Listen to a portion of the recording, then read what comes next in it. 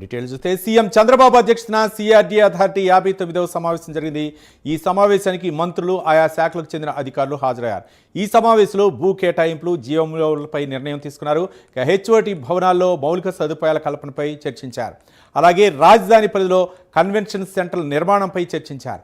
వివిధ సమావేశాలు, కార్యక్రమాలు నిర్వహించుకునేలా కన్వెన్షన్ సెంటర్ ఏర్పాటు ఆలోచనలో ప్రభుత్వం ఉన్నట్లు తెలుస్తోంది.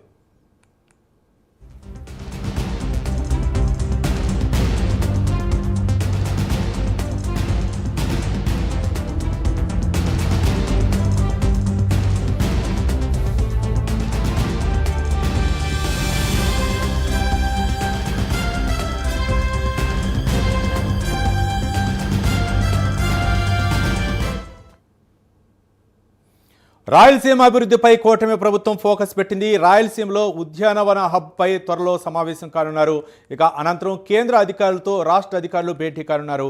ప్రపంచ బ్యాంకు నిధులతో చేపట్టే రాయలసీమ ఉద్యానవన హబ్కు సంబంధించి ఎక్స్టర్నల్ ఎయిడెడ్ విభాగం అధికారులతో చర్చించనున్నారు. రాయలసీమ జిల్లాలతో పాటు ప్రకాశం జిల్లాను కూడా కలిపి సాగునీటి భద్రత, ఉద్యానవన పంటలు పెంచడంపై దృష్టి పెట్టనున్నారు.